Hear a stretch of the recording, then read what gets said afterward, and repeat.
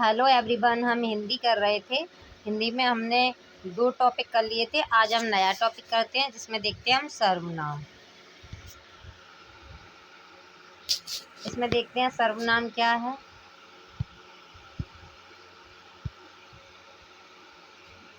आगे देखते हैं। सर्वनाम शब्द का अर्थ है। सर्वनाम शब्द का अर्थ है संज्ञा के स्थान पर प्रयोग किए जाने वाले शब्दों को सर्वनाम कहते हैं। तो सर्वनाम क्या है? जो संज्ञा के स्थान पर जो शब्द प्रयोग किए जाते हैं, जो संज्ञा की जगह उसे हम क्या कहते हैं? सर्वनाम। जैसे कि हम संज्ञा पढ़ रहे थे तब उसमें दिया था किसी प्राणी, वस्तु, स्थान का नाम को हम संज्ञा कहते हैं। वैसे ही वो उसमें जो नाम यूज करते हैं उस चीज़ का, उस वस्तु का, उस स्थान का, उसे हम संज्ञा कहते हैं।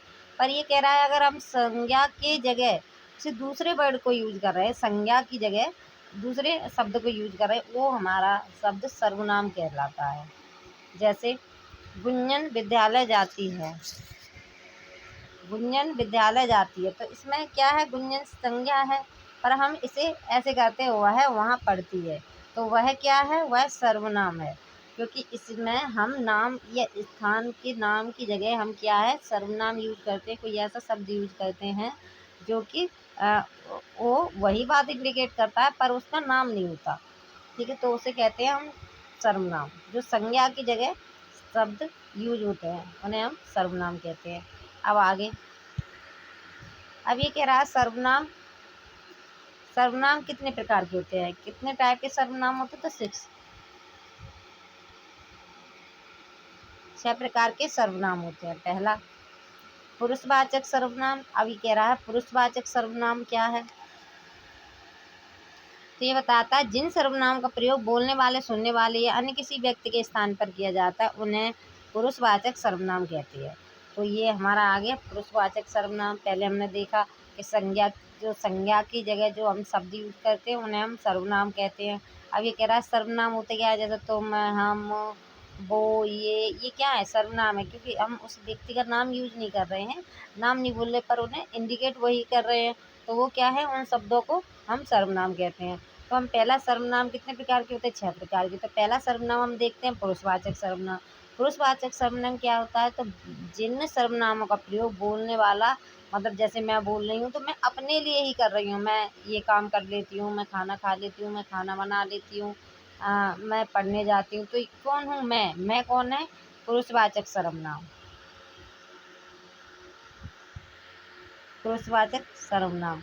तो अब हम देखते हैं। तो कह रहा है जिन सर्वनामों का प्रयोग बोलने वाला, सुनने वाला या अन्य किसी व्यक्ति के स्थान पर किया जाता है उन्हें हम पुरुषवाचक सर्वनाम कहते हैं। तो पुरुषवाचक सर्वनाम में क्या आ गया?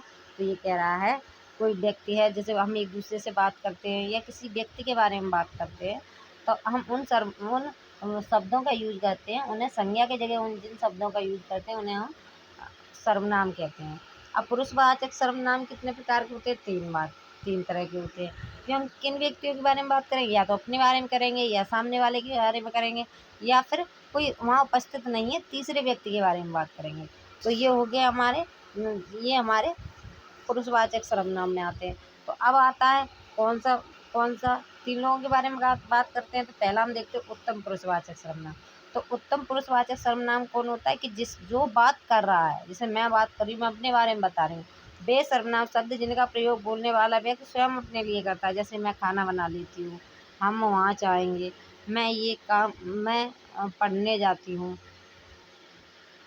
मेरा ये बैग है। तो वो क्यों ना, मैं अपने बारे में बात कर रही हूँ, मैं अपने बारे में बता रही हूँ, तो मैं कौन हूँ? उत्तम पुरुषवाचक सर्वनाम। तो कौन सा हो गया? उत्तम पुरुषवाचक सर्वनाम में वो व्यक्ति आते हैं जो वो अपने बारे में कह रहे होते हैं, और अपने बारे में कह रहे होते हैं, और अपने बारे में बोलने में जिस संज्ञा की जगह जिस शब्द का प्रयोग करते हैं उसे सर्वनाम कहते हैं। आगे देखते हैं। आगे बताता है मध्यम पुरुषवाचक सर्वनाम। मध्यम पुरुषवाचक सर्वनाम वो होते हैं जैसे जब 2 व्यक्ति बात कर रहे होते हैं, तो मैं दूसरे के बारे में, जो मेरे सामने बैठा है उसके बारे में बात करती हूँ। जैसे तुम खाना अच्छा बना लेते हो, तुम पढ़ने में होशियार हो, तो मैं दिल्ली जाना चाहिए। तो हम किसके बारे में? सामने हमारे बैठा है उसके बारे में बात कर रहे हैं, तो हम उसे कहते हैं मध्यम पुरुषवाचक सर्वनाम। तो जिन सामने वाले के बारे में हम बात कर रहे हैं, जो हमसे बात कर रहा है, उसी व्यक्ति के बारे में बात कर रहे हैं हम, और उसके लिए जो संज्ञा की जगह जिन शब्दों का यूज करते हैं उसे हम कहते हैं मध्यम पुरुषवाचक सर्वनाम। अब आ जाते आगे। अब कह रहा है अन्य पुरुषवाचक सर्वनाम कौन होता है?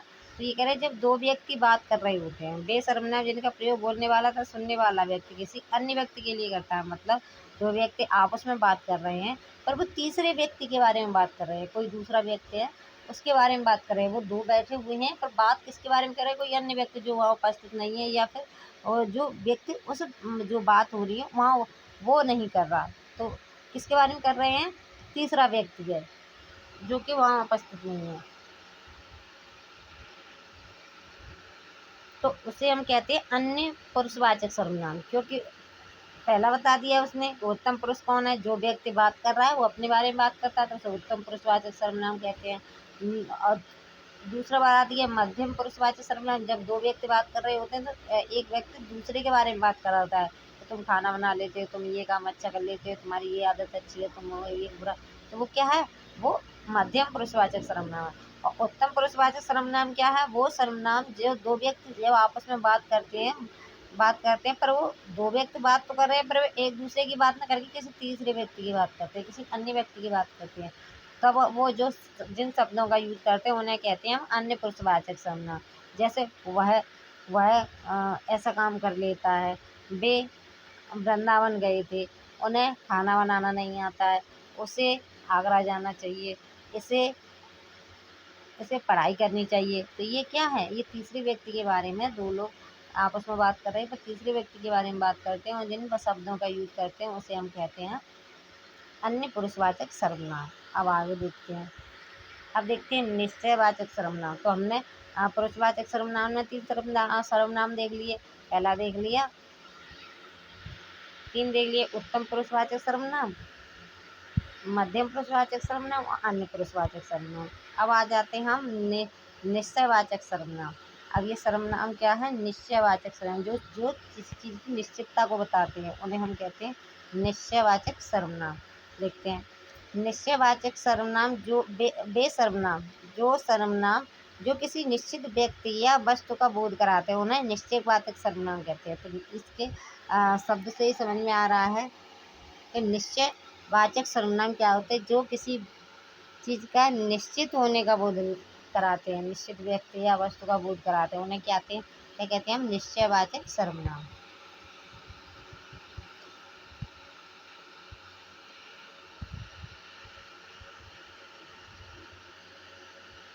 अब निश्चयवाचक सर्वनाम में क्या आ जाएगा?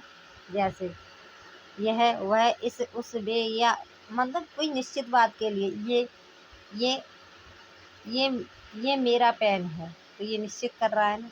यह किताब उसकी है, ये निश्चित कर रहा है ना। इसको फेंक दो, तो ये निश्चित बता रहा है कैसे फेंकना है।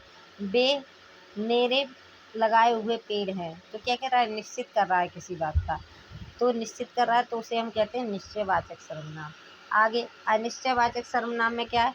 वे सर्वनाम शब्द जिनकी किसी निश्चित वस्तु या वस्तु का बोध नहीं होता, जिसमें अनिश्चितता प्रदर्शित होती है, उन्हें क्या कहते हैं हम? अनिश्चितवाचक सर्वनाम। वे सर्वनाम शब्द जिनसे किसी निश्चित वस्तु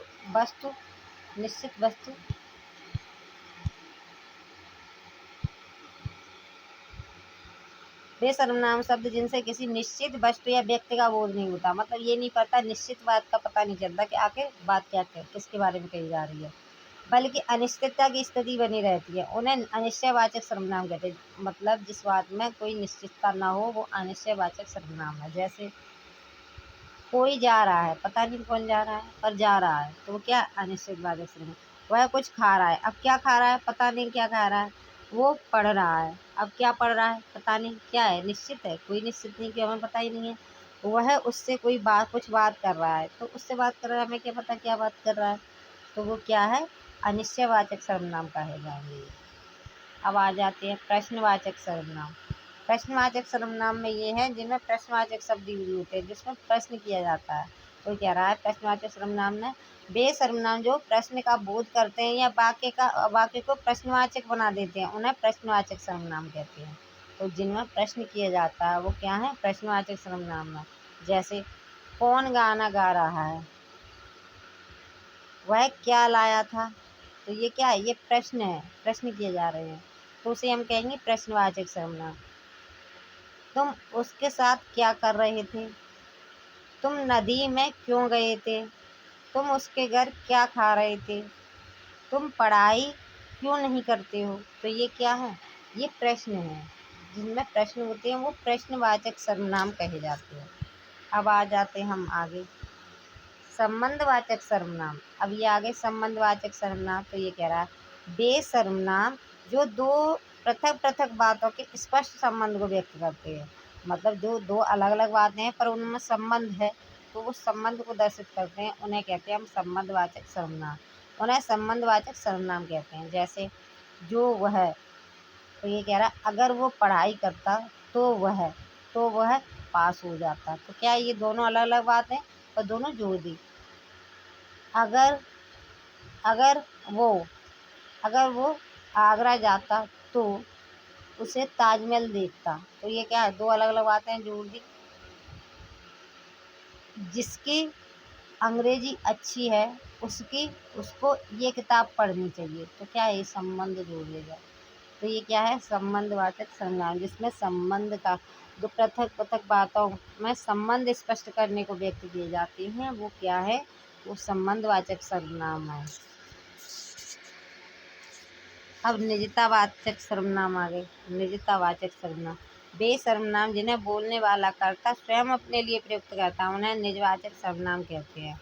तो निजवाचक सर्वनाम क्या है कि जो करता है, जो बात कर रहा है, वो अपने लिए जिन शब्दों का यूज करता है, निज निज मतलब निज अपने लिए करता है, उन्हें निजवाचक सर्वनाम कहते हैं। जैसे आप अपना, स्वयं, खुद आदि निजवाचक सर्वनाम है। मैं अपना काम खुद करता हूँ। मैं अपने आप खाना बनाता हूँ। तो मैं अपने लिए यूज कर रहा हूँ इन शब्दों का। आदि निजवाचक सर्वनाम है। मैं अपना खाना बना रहा हूँ, तुम अपनी पुस्तक पढ़ो। आदि वाक्यों में अपना अपनी शब्द निजवाचक सर्वनाम है। तो ये क्या कह रहा है, ये कह रहा है निजवाचक सर्वनाम वो सर्वनाम है जो बोलने वाला कर्ता स्वयं अपने लिए यूज कर रहा है, अपने काम कर रहा है, अपने लिए जिन शब्दों का यूज करता है उन्हें हम कहते हैं निजवाचक सर्वनाम। निज मतलब अपने लिए। तो ये जैसे मैं स्वयं अपना काम कर लूँगा, मैं अपने आप चला जाऊँगा, मैं मैं अपना कमरा साफ कर लूँगा। तुम अपनी बात से मतलब रखो। तुम अपनी चीज़ चीज़ अपने पास रखो। तो ये क्या है, निजवाचक सर्वनाम है। निजी बता रहा है, निजी की ये चीज़ इसकी निजी है, ये चीज़ उसकी निजी है। तो क्या है, निजवाचक सर्वनाम। तो आज हमने ये सर्वनाम कर लिए। तो एक बार हम और रिवाइज कर लेते हैं।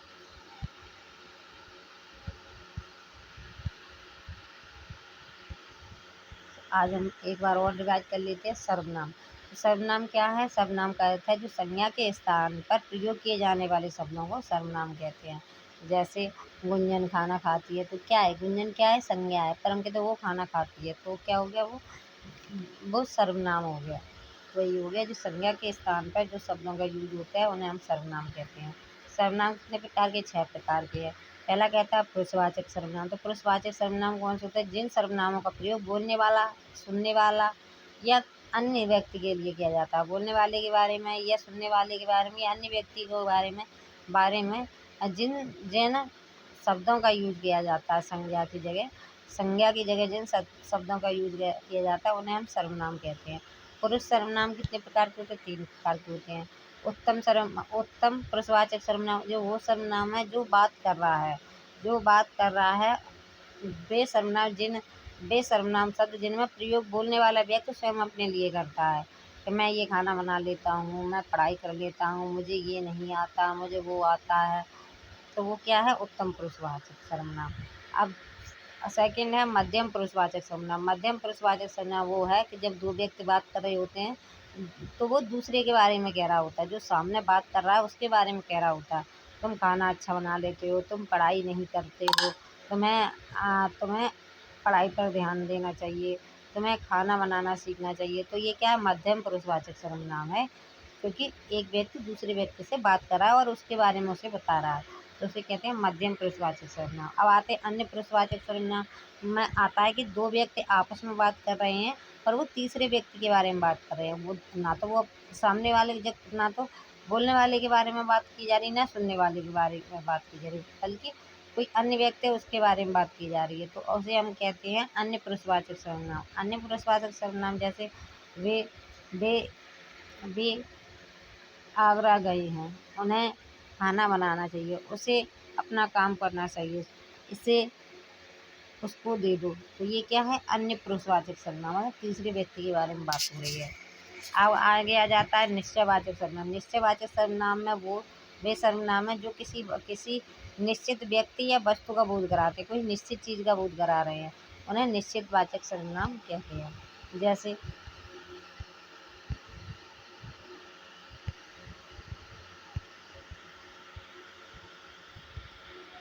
जैसे यह यह किताब उसकी है, वह मेरा वह मेरा पेन है,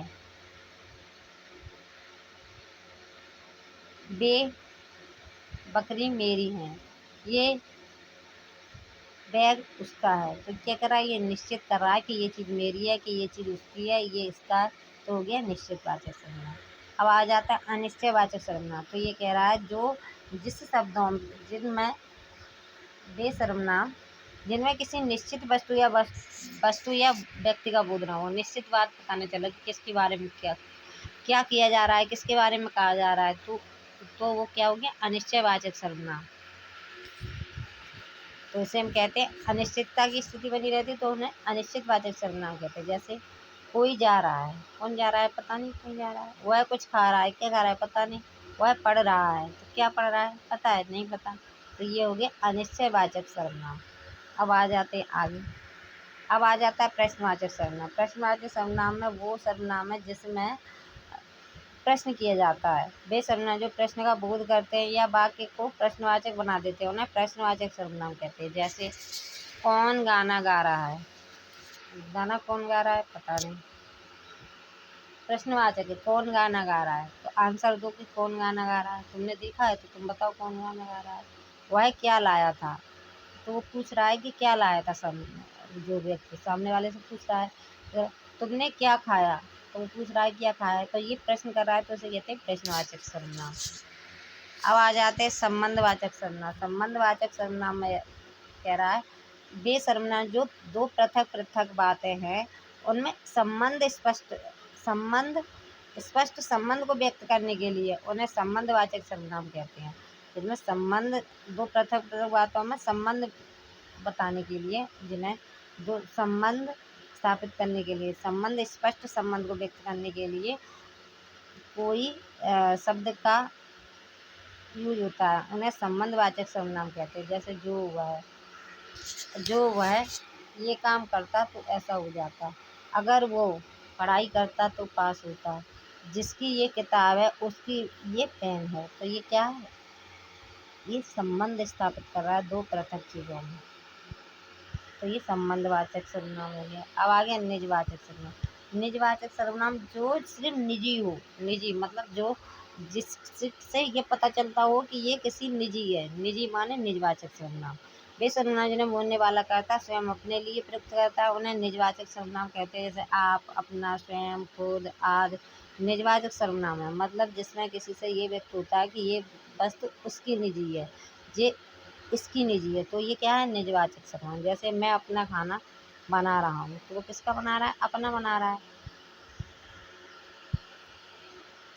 तुम अपनी पुस्तक पढ़ो, तो किसकी पढ़ो, अपनी पढ़ो, क्योंकि तुम्हारी निजी है तो तुम अपनी पढ़ो। तो मैं मैं अपना काम कर लूँगा, किसका, अपना काम कर लूँगा। ये मेरा ये मेरा बैग है, तो किसका है, मेरा, तो ये हो गया निजी है ना मेरा। तो ये निजवाचक सर्वनाम जिसमें निजी बताया जाए कि ये चीज़ इसकी निजी है, ये उसकी निजी, तो उन्हें हम कहते हैं निजवाचक सर्वनाम। तो आज हमने सर्वनाम को ख़त्म किया है। ऐसे ही आगे हम हिंदी के अलग अलग टॉपिक करते रहेंगे। Thank you.